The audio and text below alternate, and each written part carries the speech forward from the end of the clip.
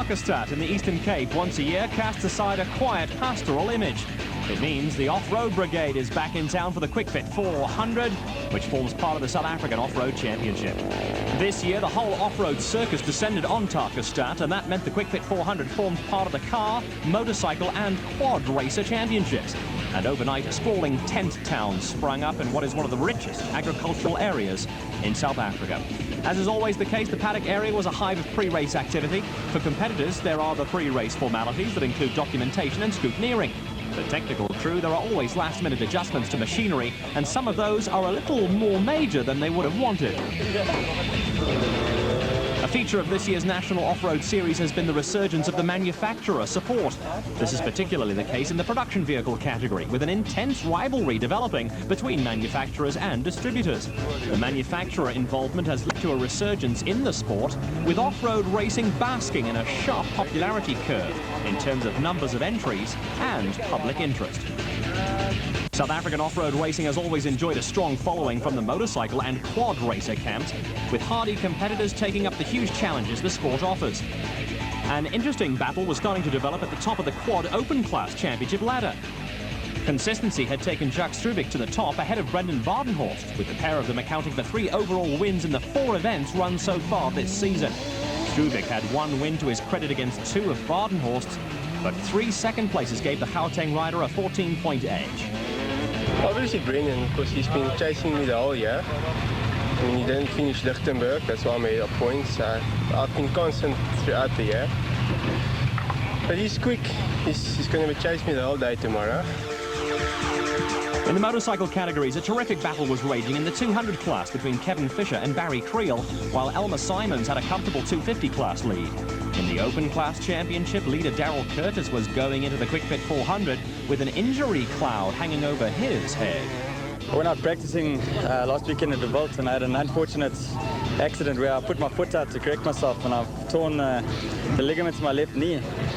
And I've actually got to go for an operation to have it fixed. It's a very sensitive injury, and you know, I put a knee brace on for today. I'm going to do the time trial and see how I feel. I'm a little bit worried about it, and hopefully it's not going to bug me too much, and I'll at least be able to have a decent ride tomorrow. Junior Cox is already dreaming of following in his famous father's footsteps, and proud dad Alfie was at pains to point out that he's still in contention for yet another South African title.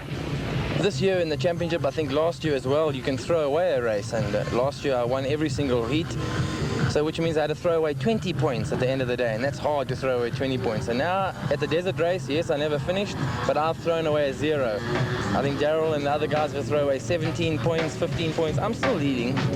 Rising star Shamir Variawa and veteran Bucks Carolyn led the Special Vehicle Drivers and Co-Drivers Championships. The pair were teamed together again for the Quick Fit 400, but while Carolyn had a healthy cushion over Juan Moore among the co-drivers, there were problems for Variawa. For the youngster, there was plenty of pressure from Class B Championship leader Giel Nel, who was just 10 points in arrears. There's a Class B guy, Giel Nel, who is, I think, 10 or 15 points behind us. So we need to finish the next 2 races or 3 races in front of him to win the championship.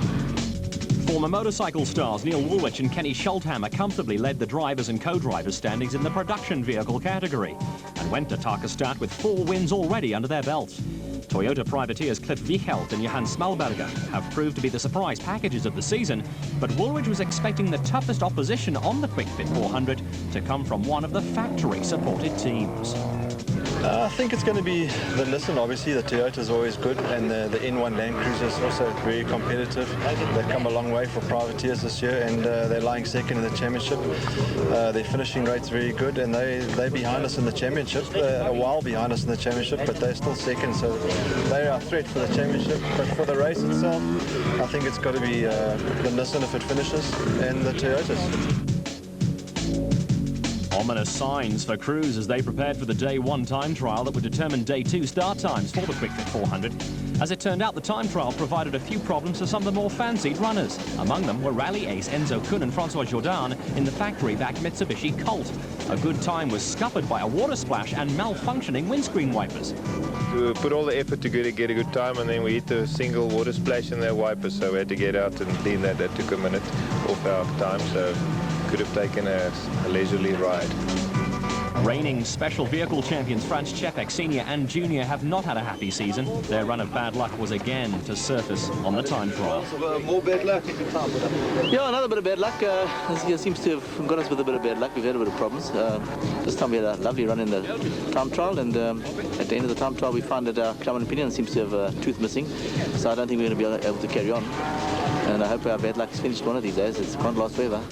Reigning production vehicle champions Api Reiniker and Robin Houghton were also time trial victims.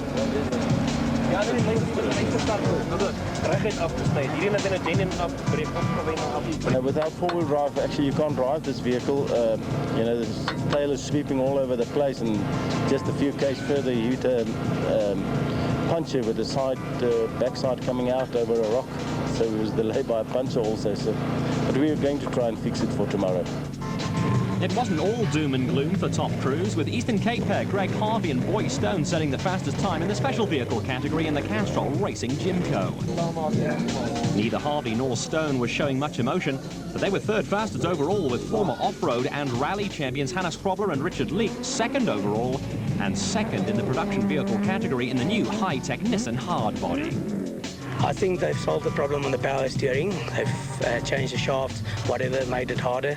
And then we've put some harder springs in it, and we had a little bit of time to test it. So I think the handling will be a lot better. I just hope it's going to be reliable. I think that's our biggest problem. We know it's got the speed.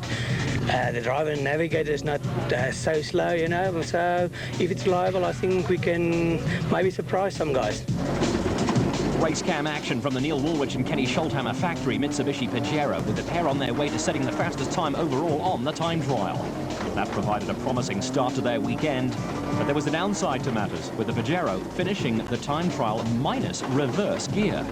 It's quite rough, but it really suits this car because it's quite nice and tight, you know. We've got a small problem, we don't have any reverse, so... Yeah, we can only go forward, so we'll have to have a look at it. The hub of the Quick Fit 400, the route for the event promised competitors a little bit of everything, with tight and rough sections interspersed with some high-speed bashes. This was an off-road race, and you didn't have to ask if it would mean another of those rise and shine before the sun peeps over the horizon days. The answer, of course, was yes. And once again, there was the usual pre-race activity, with everyone gearing up for what was going to be a long and tough day for crews.